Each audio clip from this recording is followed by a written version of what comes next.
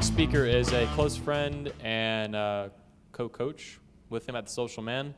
He's been there since its founding. His name is Nick Sparks, and he's a returning speaker to the 21 Convention. One of my favorites and a total badass. Thank you for coming. Thank you, man. Appreciate it. Give another obligatory round of applause for Anthony for... I mean, this seriously is an amazing event, and I appreciate being asked to come back here. I definitely appreciate it a lot. So thank you guys for having me. Also, congratulations to yourself, of course, as I'm sure you've heard more than once. Not every single person actually has the courage to stand up and make a change in their life. Everybody's got issues, everybody's got problems, but very few people actually do something about it. So, awesome on one hand. Also, another reason to be, congratulate yourselves is that this has been going on for what now, like 5 hours so far today? Multiple hours yesterday? 6 hours perhaps.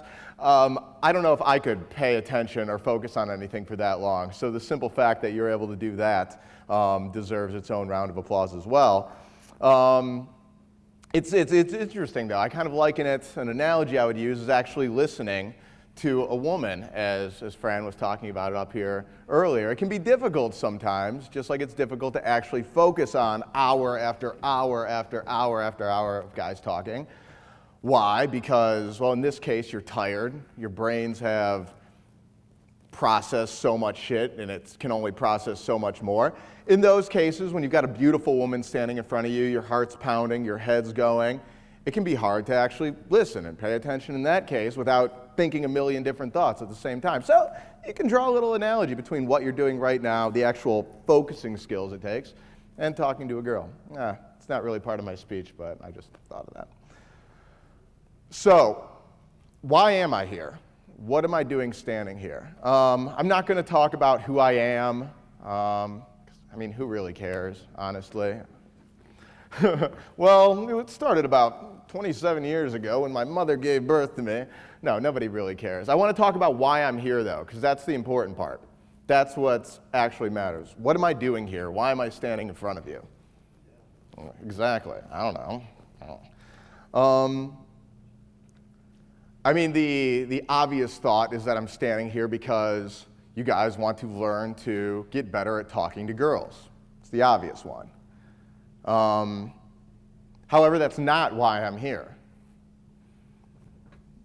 Yes, I'm a dating coach for a living. It's what I do, but that's really at the root of it, not why I'm here. It may be a symptom of why I'm actually standing here, why you guys are all sitting in the room right here, but it's not why I'm standing up here. The reason why I'm up here, and the reason why you guys are all sitting in those seats right now, is that, bear with me, because I'm going to explain myself, is that we are living in a society that's been dominated by fear. Sounds a little kooky. Let me explain myself. What the hell does that mean? Once again, I don't know. We live in a society, we live in a world, country, culture, whatever you want, that's been dominated by fear. Why do I say that? Why do I make such a broad, sweeping, general statement like that? Reason being is that, look at dating in our culture. Look at meeting and talking to members of the opposite sex. How should it be? If there wasn't any fear involved, what would happen? You'd be out someplace, maybe at a coffee shop, maybe at a bar, maybe walking down the street, you see a girl that you're attracted to, you see a girl that you like. You walk up to her. Hey, I think you're cute. I'd like to get to know you more. And the girl thinks to herself for a second, either, yeah, you seem all right too. I'd like to get to know you better. And you guys start talking and get to know each other better and decide if you want to make babies or not. Or she decides, I don't feel the same way. No offense. Maybe, I've got a lot on my mind. It's just not a good time for me. It's just not going to work out. And you say, I completely understand. No harm, no foul. And you just simply walk down to the next girl that you see that tickles your interest, say the same thing to her, and she decides, makes the decision. Easy, simple, the way it should be. Almost too easy. Why can't it be that way? Why? Because there's fear everywhere. When you're walking up, your mind is racing. Oh my God, so what should I say? Is she going to reject me? Is she not going to reject me? What is she going to think about this right now? Is anybody else going to see me get rejected? You're trying to make a conversation happen, and it's like, okay, what do I say? What do I say? What do I say? How do I do this? I want to do this, but I'm not sure I'm going to get rejected here. And you're not the only one feeling fear. That's for shit sure. She's got to be worrying the entire time too. Is this guy a douchebag? Is this guy an asshole? Is this guy going to break my heart the way the last guy did? Is this guy a psycho killer who's going to chop me up into little pieces and leave me in the trunk of his car and then feed me to his cats once my body, gets a little smelly?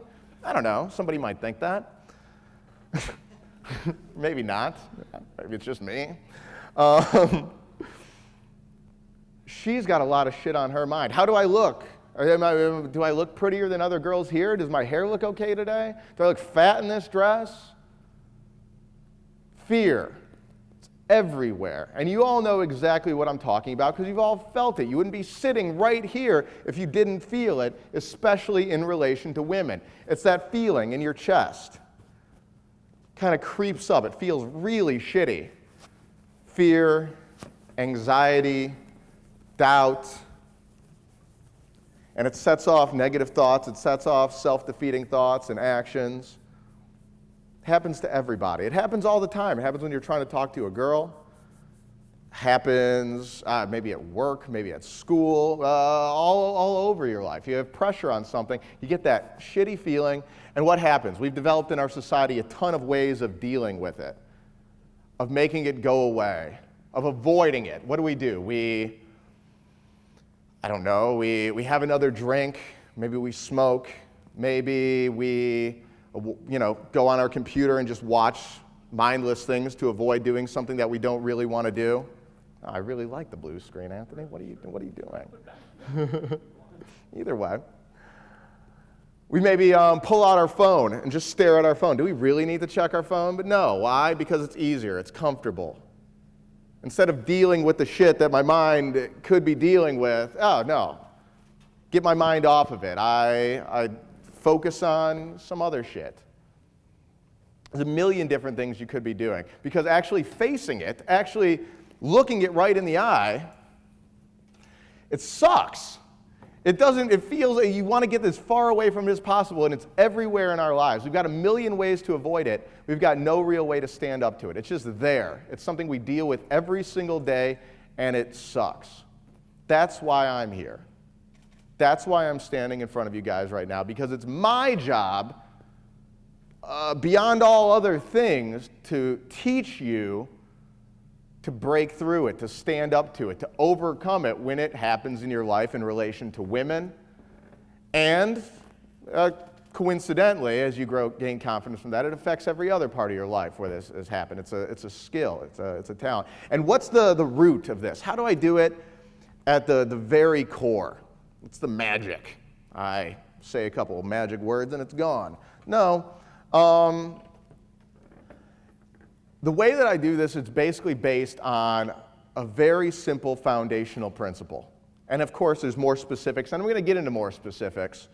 But it's based on something very simple. It's based on the fact that when you feel like crap, your body goes through a very significant, very powerful physiological change. It ekes out of every pore of your body. Every single muscle in your body is a slave to this feeling. And when you feel great, when you're feeling on top of the world, when you are feeling amazing, your entire body, your entire physiology is affected by it. It reeks out of every single pore in your body. That's why you've each had times when sometimes you're just on. You can't explain it, but you can go up and talk to any girl you want to. Everything's just rolling. You get in the zone. Women are loving you. Things are going great. Maybe it was in the honeymoon phase of a relationship. Maybe it was a night when you just drank a little bit too much, but you can't put your finger on exactly what was going on, but you were just feeling it, and you were amazing. You all have the potential inside of you. It's you at your core. It's not a figment of your imagination that was doing that. That's who you are.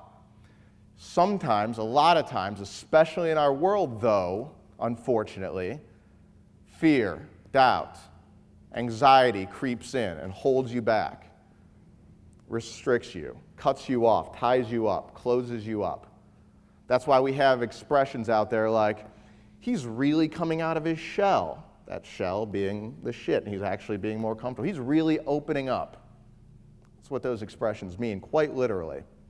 And this physiological change that occurs is very significant because everyone else around you is aware of it. Maybe they're not thinking about this stuff the way I do. They're not conscious of every little shift that happens, but they can feel it. Especially women are very, very intuitive, as we all know. They can tell from a mile away how you're feeling. And unfortunately, feelings are contagious. Nobody wants to feel shitty, right? I mean, that's pretty universal. Nobody likes feeling shitty. So when you're feeling shitty, when you're feeling anxious, your body is giving off all the signs that you're feeling anxious. Anybody who gets a whiff of that around you, you're always going to be universally repelling to everyone. Everybody's going to be like, I'm getting the fuck away from that. I mean, unless they're your friends, they have to deal with you. They have to be like, is everything okay, buddy? Are you feeling all right? However, when you're feeling great and your whole body is reeking that, maybe it's when you're around your very best friends and you're having a great time and you're comfortable. Or around your family, or around, people that just get you. You can be yourself around. And your whole body is radiating that, and you're feeling good. Feelings being contagious. Everybody wants to feel good. So when you're sending off those signals, you're going to be universally attractive to everyone around you. So here's the linchpin of it all, is that if it were the case that whenever you're feeling shitty, you always radiate shittiness. Oh, Erica. Whenever you're feeling great, you're always radiating these positive energy. Then my advice to you today, right now, would be simple. I would simply say, well, when you feel good, go out and talk to people. When you feel crappy, lock yourself in the house. Don't talk to anyone. Thank you, guys. It's been my pleasure to be here today. And unfortunately, that would be awful advice. It wouldn't be very good advice at all. And luckily, there's something that we can do about this little dynamic. There's something that we can do to turn it on its head, so to speak. Your physiology will always follow your feelings, except for one situation where it doesn't. There's one time and one time only where your physiology will not follow your feelings. And that one time and one time only is when you consciously focus on your physiology. A mentor of mine gave me very wise words one time. He told me that either you can let your feelings control your actions, or you can let your actions control your feelings. Probably some of the most profound words I've ever heard in my life, and it resonates through everything. You don't feel like going to the gym, you don't feel like working out, you feel tired. I don't feel like working out, so you don't work out, you feel even crappier. Or you say, I know I feel like crap, I know I feel like not going to the gym, but I'm going to fucking do it. I'm going to do it anyway. I swore too much last year. I didn't want to do it again this year. I'm going to do it anyway. So you go to the gym, you work out, you get your blood flowing, the endorphins start going, and all of a sudden what happens? You feel great afterwards. Man, I always feel amazing after my workout. I should do it more. Either your feelings are going to dictate your actions, or your actions are going to dictate your feelings. And the same thing can happen with that physiology that we talked about. Because as I mentioned, whenever you're feeling like crap, your body will force itself, cut itself off, close itself off, signal to everyone around you, stay away. You should not even be around me because you're going to feel like crap if you get near me. However, Just like I can focus on pointing my finger, retracting my finger, raising my right leg with poor balance, lowering my right leg, I can always control my physiology. You can always take action. I mean, that's the secret to life. Free will, the greatest gift we could ever have. We can always control our actions. And so what are some of those actions? What are some of those differences that happen between when we're feeling amazing and when we're feeling closed off? Well, when we're feeling closed off, when we're feeling like crap, very first thing that happens is our heart starts to beat faster. Makes sense? As our heart beats faster, it causes our breathing to be affected by it. We start breathing quicker, and we start breathing a lot more shallow. We basically breathe only as deeply as it'll take to keep us alive.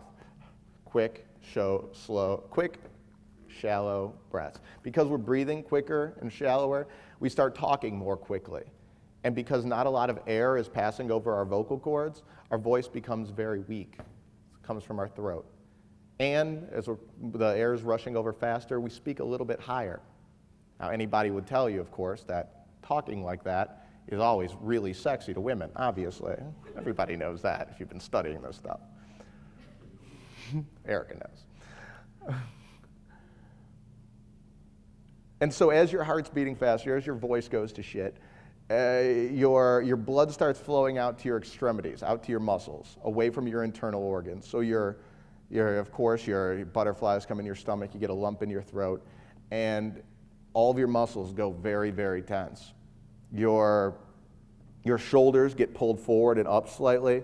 It puts a lot of pressure on your chest and on your neck, which is why people who are stressed out a lot often need massages and carry a lot of tension in their shoulders and in their neck.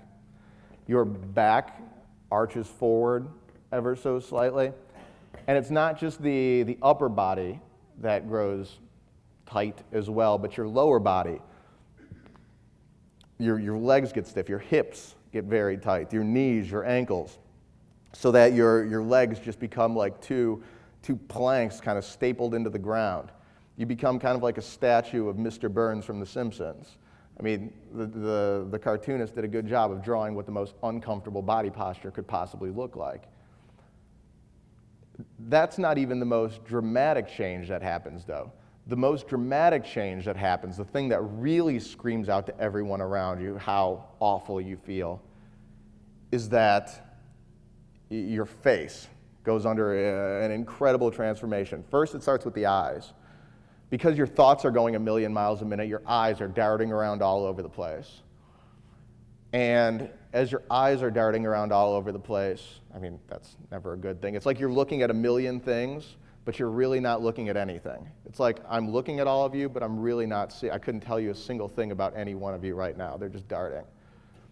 And the most dramatic thing happens is that my face just starts to lack all expression.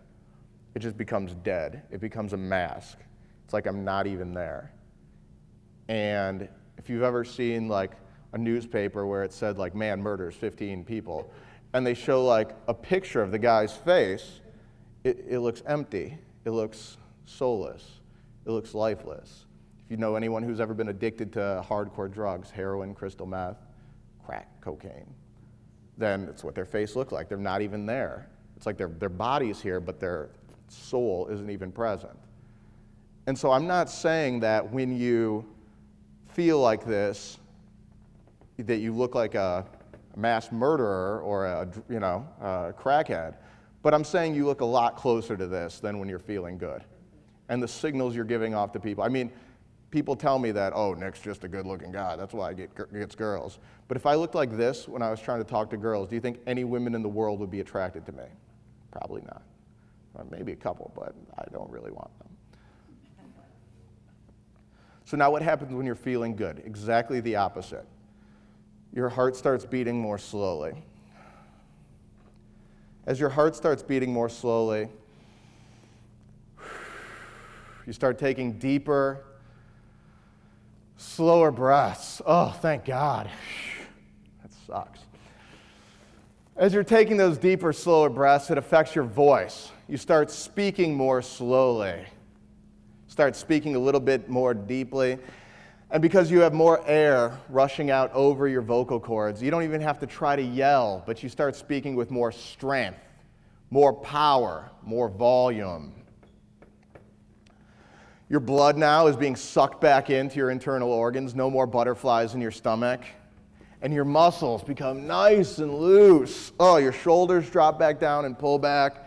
Your back straightens. Oh, releasing all that tension from your chest and your neck.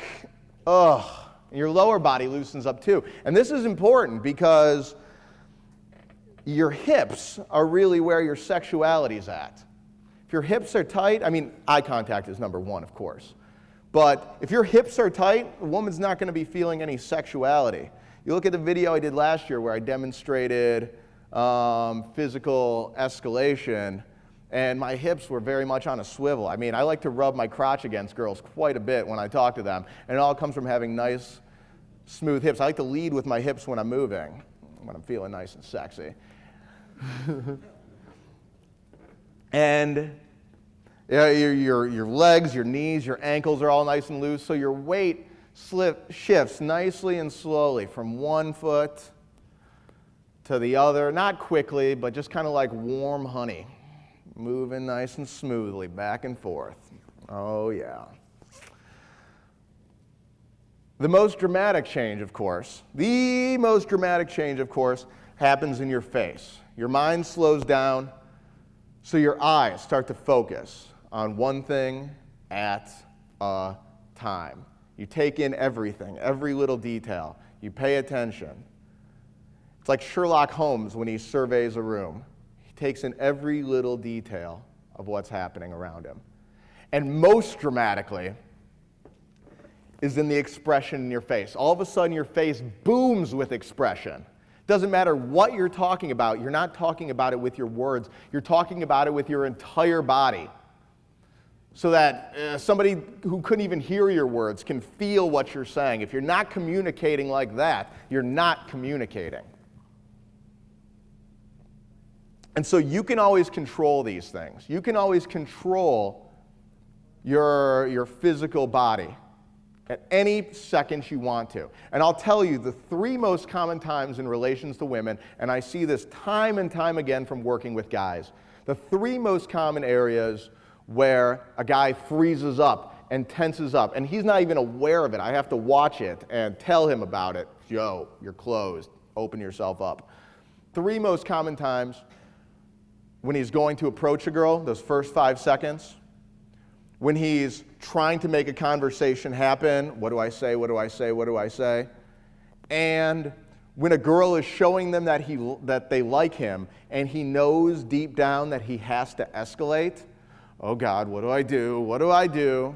I talked about last year, you just have to do it. It's those three times when a guy freezes up, unbeknownst to him. And the second that his body goes tight, the second that he gets the look in his eyes, cat food in the trunk, she is going to immediately drop her attention. She is going to immediately lose all interest, period. So that's the biggest part. That's the 80% that's the 20%, that does 80% of the work. If you're doing that, you're going to have a lot of success with women, period. If you're just controlling your body, making sure when you're talking to them, you're looking at them, focused, open, communication, it's going to get there. I mean, luckily, that's not our only advice either, but it's the big part of it. So with that in mind, with that as being the most important thing to always focus on, I want to talk about some of my best stuff for getting through some of those rough spots, some of the biggest things out there. Let's start with the approach. Let's start with the first area that really causes guys to freeze up and tense up and get nervous. Going up and saying hi. Goes up, usually guy will keep a little too much of a distance. Hey, keep a nice distance. So, what's the most important thing about approaching? If there's one skill that I would say is most important to approaching, what would that be? Beyond a shadow of a doubt, I would say that it is observation. Observation. And not just for the use of situational openers. Not just to be able to say, oh, you have a dragon on your shirt. How cool is that? Are those silly bands? I love those. By the way, okay, quick tip. Get some silly bands if you don't have them. Seriously. They're amazing, first of all. Girls love them. And if you ever see a girl wearing them, which you will all the time, all you got to do is like, man, there's some badass silly bands. Yeah, I know. And, oh, what do you have? I don't know. What do you have? Oh, my God. It's the easiest way to start a conversation with girls. Get some silly bands. Ridiculously easy. Anyway, beside the point. Number one is observation. Not just for situational openers, but because a girl will be telling you subconsciously whether she wants you to approach her or not. How does she do that? What are the signals? It's really obvious when you think about all the stuff that I just went over.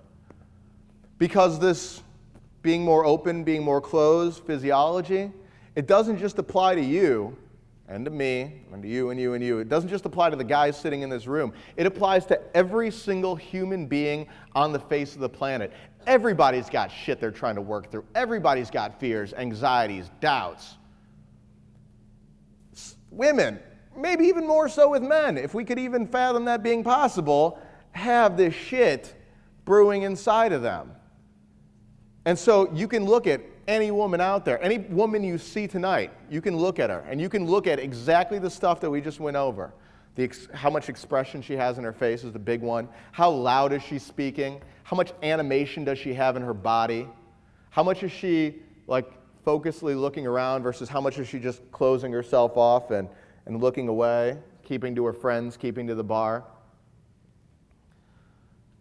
I can promise you that if you go to try to approach a woman who is showing everyone in the world, sending off loud signals that she is feeling like shit, that she is self-conscious, that maybe she is nervous, maybe she's worried about how she looks in her dress, maybe she is, just had a really bad week at work, maybe she has gotten into a fight with her friend, maybe she got dumped by some asshole guy, maybe she just rolled out of the wrong side of the bed. If she's sending off those signals and you try to talk to her, now unless you're feeling incredible, unless you're on top of the world and feeling amazing, open as possible, she's probably going to give you a negative reaction. I mean, when you're feeling like crap, you don't want to be bothered by anyone. You don't want to deal with anything. You want to be kept to yourself. Get the fuck away from me. I'm good. Leave me alone. You don't want to deal with that.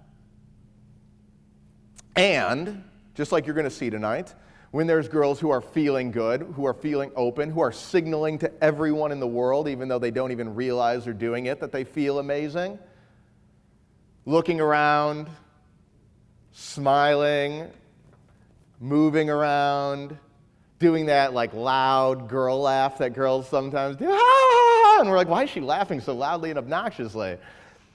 She's signaling to every single guy, hey, I feel good, I feel sexy. Come talk to me, please. And if you go and talk to that girl, as long as you're not just reeking of closeness and discomfort and, a stack of,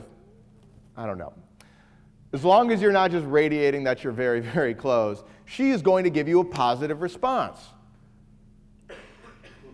She is going to, light up. A little story just to highlight this. I was working with some guys, bar in New York City, and corner of the bar, there were 3 girls, by far the most attractive girls at the bar, hands down.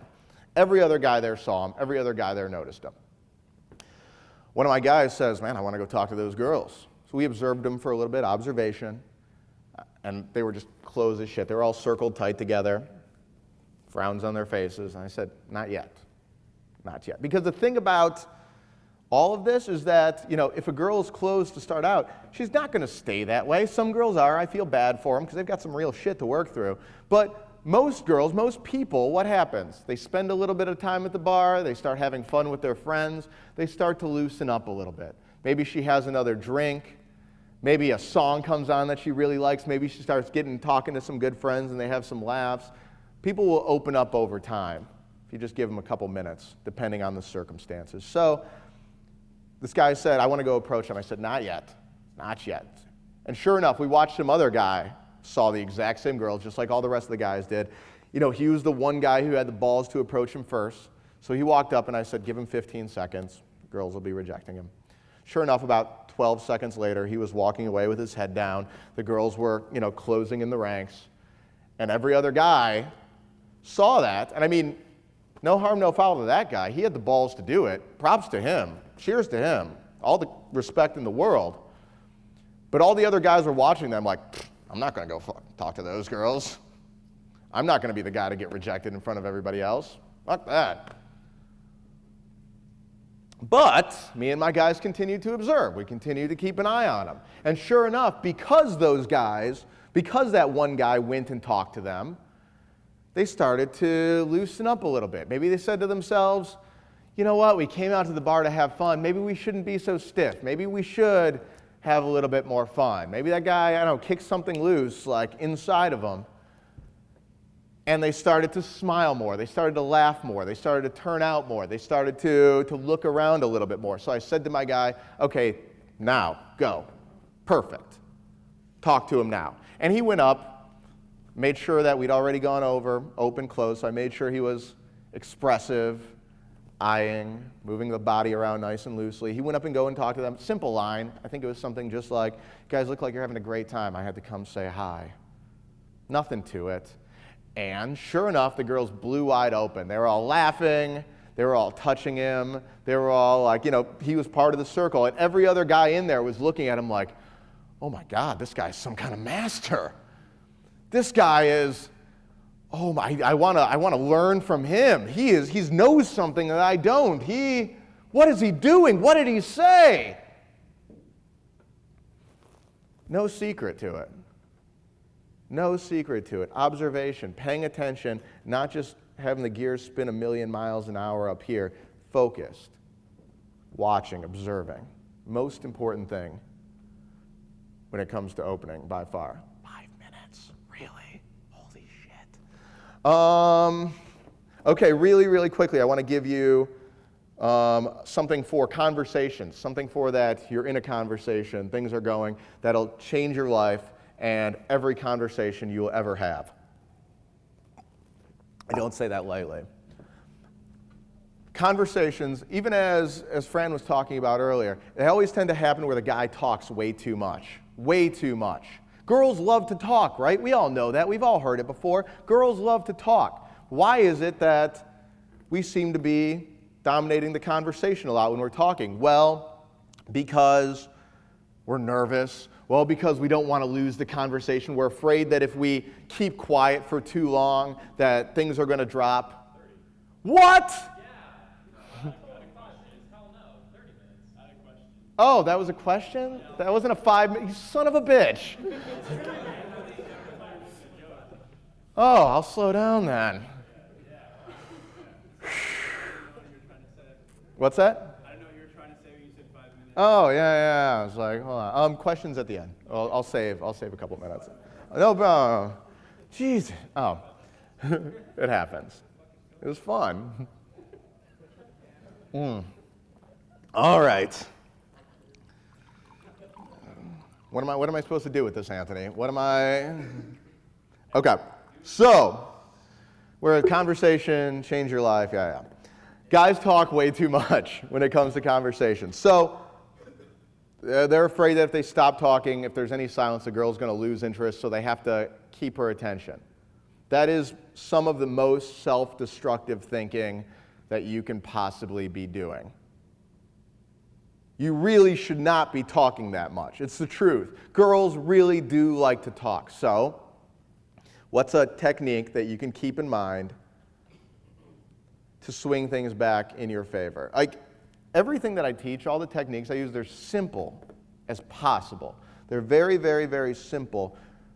And why? Because when you're nervous, when you're going haywire, I want to give you just a simple objective that you can focus on, concentrate on, and do that's going to have the most positive result. Why? Because everything that I teach is very simple, but it's at the same time it's very difficult. Why is it very difficult? Because you're actually looking that fear, you're looking that anxiety, you're looking that doubt right in the eye, and you're stepping through it. You're not trying to circumvent it, you're not trying to look around it, you're overcoming it.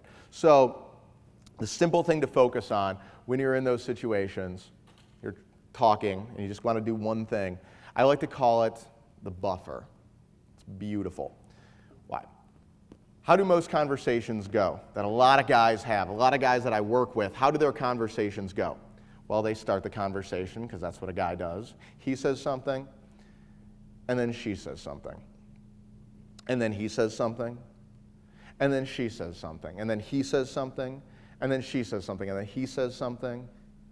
And maybe she doesn't always say something, so he says something again. And then she says something, and then he says something. She says something, and he says something. Back, forth, and sometimes if there's a silence, he'll say something to try to get her back into it, right? Has this happened to anyone? Yeah? Yeah? Yeah? How would my conversations look? And especially in those first 5 or 10 minutes when you're not sure if, like once she opens up, once you guys are laughing and you're having a great conversation and everything's flowing, I mean, shit, do whatever you want to at that point. But it's always in that time when you don't really know each other and you want her to be more into you, and you're not sure how it's going to go yet, and you're trying probably way too hard. How do my conversations look at that time? Well, of course, I say something first. I'm the guy, more often than not, unless I'm wearing silly bands and she starts a conversation with me. I say something first, and then, of course, she's going to say something. More often than not, she's going to respond. And then I pause. Silence is your most powerful verbal weapon. I know that doesn't exactly make sense on a, literal level, because silence isn't verbal. But silence is your most powerful verbal weapon. Because when there's silences in the conversation, if you rush to fill those, you're trying too hard. Period. She will lose interest because at that moment you are trying way too hard. And for what? You don't know this girl. She feels awkward in her dress. She's having a bad hair day. Why are you trying so hard? She's not up on this pedestal. She doesn't feel like she's up on this pedestal that guys put her up on. That whole thing about her being up here and us down there, it's bullshit, because girls sure as shit don't feel that way. So when there's that silence there, if you rush to fill that gap, trying way too hard.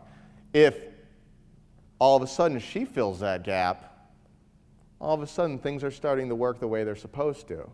All of a sudden you can get a smile on your face when a girl says, so, and goes to continue the conversation at that silence. I'm like, ding, okay.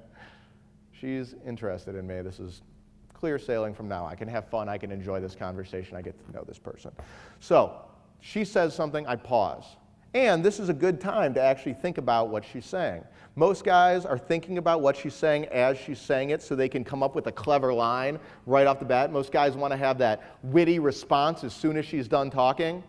Like, pop it up, oh, ha, ha, ha, ha. Like, that's how it is in movies sometimes, so we think that's how we should talk. It's not the guys that she wets herself over talks. Guys that she wets herself over, in a good way, of course, they actually pause, they reflect upon, they think about for a second. And then after I'm done pausing for a second, I don't say what I'm going to say just yet. Oh no, here's the part that changes everything. I buffer. Oh, it's so beautiful. What is a buffer? A buffer is a statement that builds a little bit more anticipation for what you're going to say next, but that also could prompt her to talk more. It's beautiful. It's amazing. So what are some examples of buffers that I use? The one I use constantly, the one that I use all the time is really, really, Really? Really? You ever hear me talk to a girl, I will say really no less than 1,000 times. I kid you not. My girlfriend got pissed at me one time, actually, because, we share a bed. And this was like early in the morning. I was still sleeping. She had woken up. And apparently I was flirting in my sleep. I was buffering in my sleep, apparently, because she looks over and she told me the story. I just had this big smile on my face. And I was just like, really? That is so interesting. And I woke up and she was like, you son of a bitch. You cheating son of a bitch. It's the best. I say really 1,000 times. Really? That is so interesting, I might say. Or I might say, is that right? Is that right? Is that so? Really? You don't say. You know what's funny about that? You know what is so interesting about that? Really? I can't believe you would say that. Whoa, whoa, whoa. Now hold on for a second. Buffers, they're magical.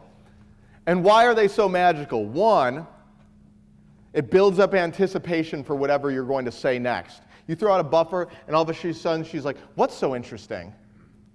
What's so funny? Really what? Tell me. I want to know. Please, do not leave me hanging like this. And the other thing is, oftentimes, it gives her that prompt to do what she has been dying to do the entire time, which is talk more. So oftentimes, I don't have to say anything. She'll say something, I'll pause. I'll buffer, really? And she'll be like, yeah, blah, blah, blah, blah, blah, blah, blah, blah, blah. Go on for more. And I'll say, is that right? And she'll be like, yeah, blah, blah, blah, blah, blah, blah, blah, blah, blah. And I'll say, now, wait a minute. And she'll be like, what? Blah, blah, blah, blah, blah, blah, blah, blah, blah. You should never, ever, ever run out of things to say. One, because you're not rushing to say everything that you have in one bolt. And two, for every one thing a woman says, you have things that click in your head that they remind you of that you could say in response. But if you just throw out a little buffer, really? Pause again. You have to pause again after the buffer. And then she starts talking again. All of a sudden, you've got a million more things that you could say based off that new slew of stuff that she just threw at you. And you can say anything off of that thing that she just threw out, or you can say anything off of the first thing she just threw out. And maybe you buffer again, and she throws out another, like, blah, blah, blah, blah, blah, blah. And you've got a whole new slew of material that you can talk about, that you can vibe off of, that you can use if you're paying attention, if you're listening. Buffers. They're the most beautiful thing in the world. And if you concentrate, focus, you do them anyway. Everything that I teach, it's intuitive. It's all the shit that you do when you're just hanging out with your friends, when you're relaxed, when you're not worried about what to say, when you're not trying to impress her, when you're not thinking about what you should do. It's what you do naturally.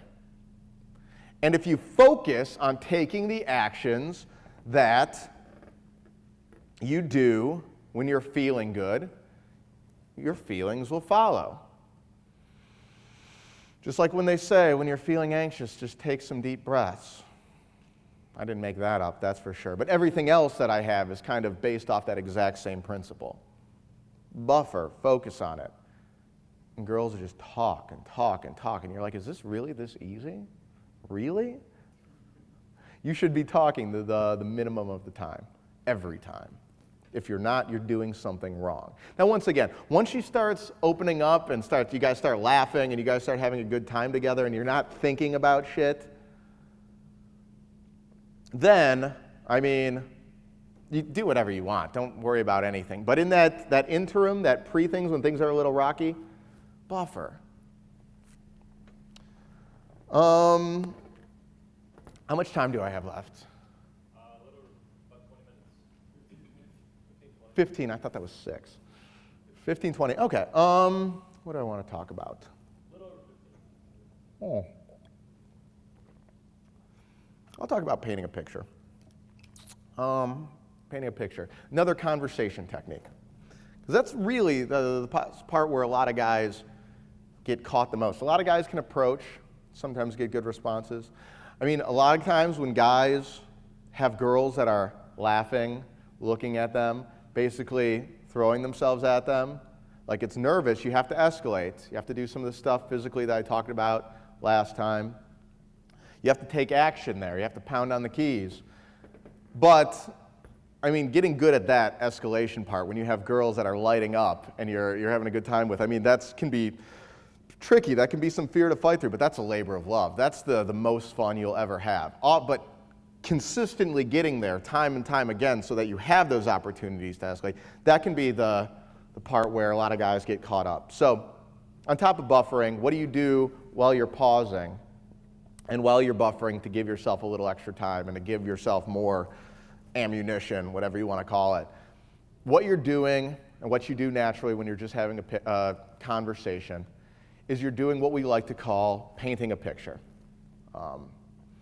What painting a picture is when a girl says something, when you're feeling nervous and you're thinking about what to say, oftentimes you just focus on the words and you're thinking, okay, what can I say to that? What can I say to that?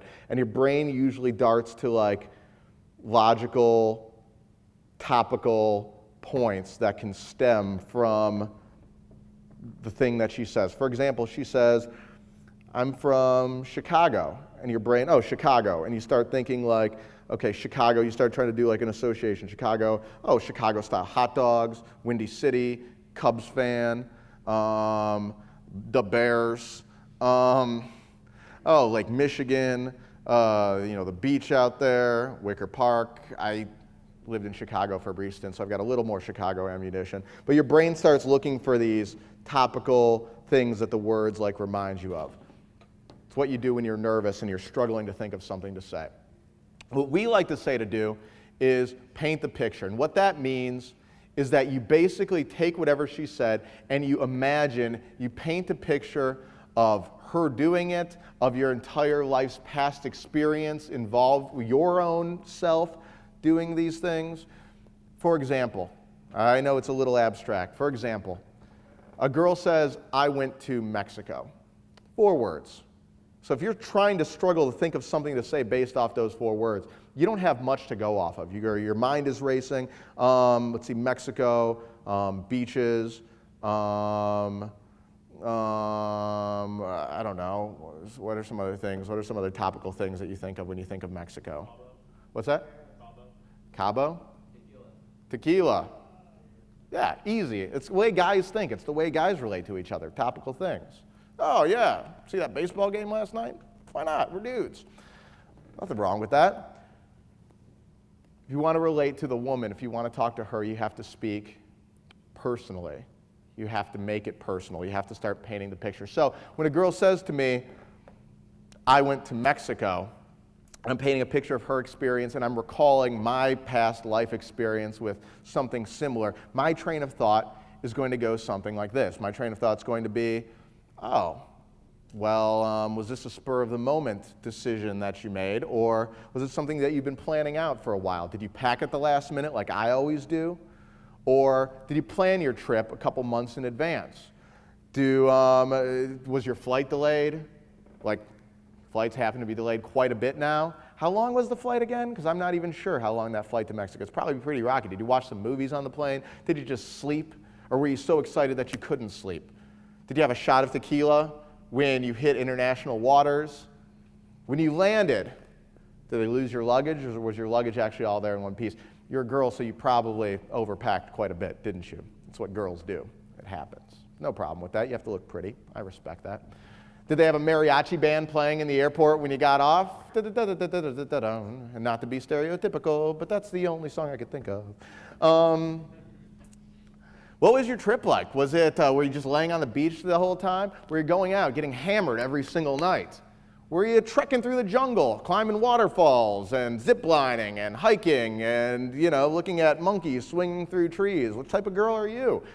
discovering old, ancient Aztec ruins, or maybe a combination of all of them. How long were you there for? At the end of your trip, were you anxious to get back? Were you homesick? Were you tired? Were you just wanted to come back? Or could you have stayed another week? Did you never want to come back? Were you thinking about moving there? Trip back, was it all right? Did you sleep back on the plane?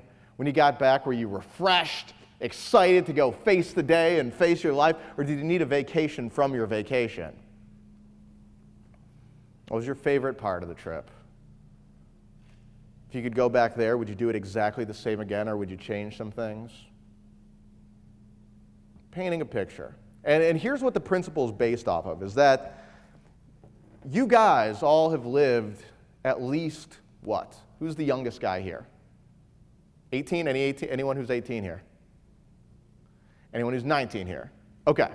You guys have all lived at least 19 years on this planet. 21 tonight, but you guys have all lived at least 19 years on this planet.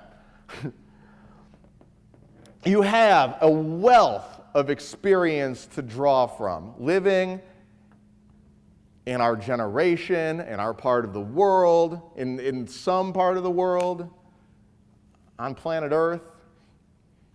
And it's logical that her, being a human being on this planet, in our culture of sorts, has had pretty similar experiences growing up as you did. I used to love Teenage Mutant Ninja Turtles and Saved by the Bell when I was growing up. Chances are there's going to be a lot of girls out there who like the same thing. I can take a wild guess. So anything she says, if I scroll through my back history of experience with it, I can probably have at least one thing that she can relate to.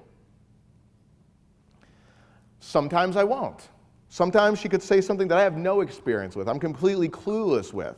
And when that happens, I now have an awesome opportunity for her to teach me something with genuine curiosity. I don't know anything about that. You have to tell me all about it. You're going to be my resident expert for, I don't know, whatever she's talking about. And if I say something, if whatever she says reminds me of something in my life experience, and she's never heard of it before, I'm like, what? How have you never heard of blank? Are you serious? They're the greatest band in the world. Are you kidding? What's wrong with you? What planet did you grow up on? You tracking through, painting the picture, going through your history, you will always have something you can connect with. And because it's genuine, because it came from you actually listening and pausing and thinking and buffering, giving yourself some more time to, buffering again, maybe she might say something which can bring through another million things that you could possibly think of. You should never run out of things to say, and everything you say will be pertinent, will be valuable, will make her really light up and excited, because very few guys actually do listen. It's scary. I want to give an example of how universally this can be used. And the example I like to use is taking the most boring possible thing that a girl could possibly say to you and show that even with that, if you paint a picture, you've still got not a million things, but you still got quite a good many things that you could say. And I've heard this one time and time again. If there's one thing I've heard that a girl could say that is more blah, like she's just saying that, she doesn't give two shits, it's if I were to say, so what are you guys up to tonight? Because I usually like to start with boring interview questions. What are you guys up to tonight? Because girls are expecting it. It's the way that people usually communicate. It's the way that the man of her dreams that she's always imagined is going to talk to her. But the difference is, instead of every other guy that just goes down the list, oh, that's cool, what do you do? Oh, that's cool, where are you from? Oh, that's cool. I'm actually going to listen. My response to whatever her response be is going to be different than anything she's ever heard before in that situation. That's where I get their attention. So one of my favorites is, so what are you guys up to tonight? And the most common boring response that you'll probably ever get is, oh, we're just hanging out. Oh, we're just chilling. Not much really, just hanging out. Right? Could there be a more boring response that a girl could possibly give you to a question? Probably not. So I want to paint the picture with this, because I believe that if we take the most boring example and show that there's still a million things you can say that anything that a woman could possibly say. You could have a million things to say, never running out, especially with the pausing, buffering, pausing. You have to do that. That's unbelievable. So, we're just hanging out. We're just chilling. Anybody want to shout out something right here? When you can think back about you and your friends just hanging out, just chilling, your own life experience with this thing that she said, what it calls to mind, what it reminds you of, what are some possible things that pop up? Anybody, just shout it out. Watching movies. Out at the bar specifically. Yes, I definitely do that with friends. But when you're out at a bar, maybe out at a drinking location with some friends, what does that night look like? We're unwinding from a hard day of work. Unwinding from a hard day of work, what'd you say? Ordering shots. Ordering shots, great. What else? Beer pong. Beer pong, nice. Why not?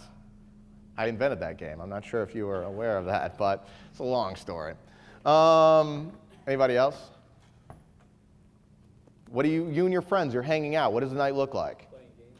Playing some sort of game, some sort of drinking games, bullshit games. Yeah. What else? Talking shit to each other. Talking shit to each other. Happens. What else would you do with your friends? What are you guys all here for? I mean, aside from the reason I gave you, what did you all think you were here for? Women. Women. You go out to pick up girls. Crazy. What else? Hard day at work. Maybe a friend's in town who you haven't seen in a while. Maybe, I don't know, maybe it's Friday night and that's what you do on Friday night. Maybe there's an occasion, it's somebody's birthday, get together for that, right? Maybe, Jesus, I don't know. Maybe you are going to be ordering some shots, getting crazy. Maybe you're just going to take it easy and have a beer or two. Yes. 5 minutes? So these right here are all amazing things that she can fully relate to that are going to, I mean, as boring as that question is, these are all things that she can fully relate to that all make excellent responses that are going to be unlike anything else she's heard that night. I can promise you. Because most guys hear, oh, chilling, oh, that's cool. You say, really? Are you guys all from around here? Have you had a long day and you're just blowing off steam? You guys all work together? Did you go to school together? Are you on vacation? Is one of you just in town visiting? You guys going crazy tonight? Or are you just doing shots? Or maybe playing some beer pong?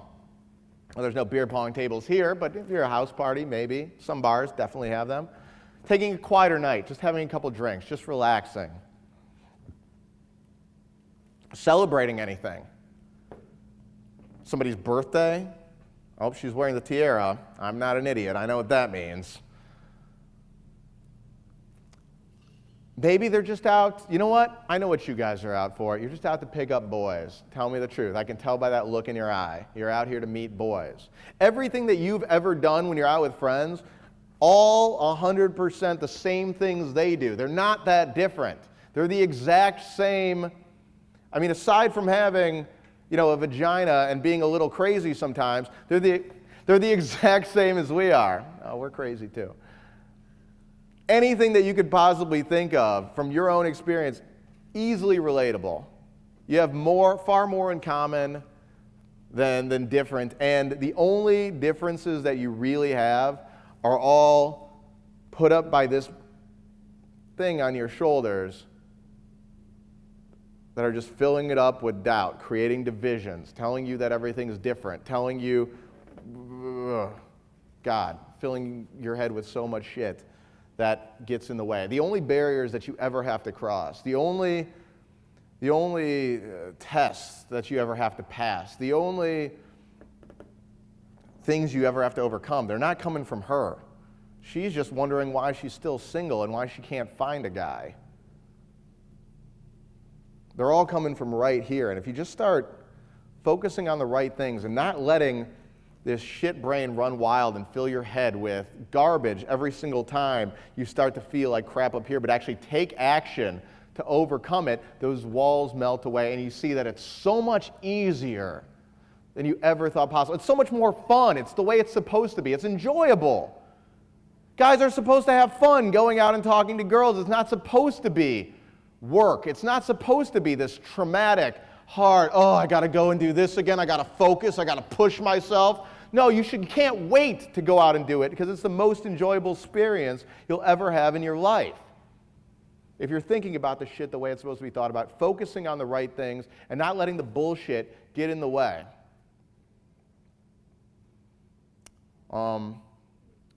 I'd like to open up, if I still have a minute, I'd like to answer a question or two. Do I have a? Perfect. Bug them after we get off camera. What's that? Oh, yeah. I mean, we've got to start our boot camp up for the weekend, of course. But, yeah. I'll be definitely down for a question or two afterwards. Question. You had a question over there, I know.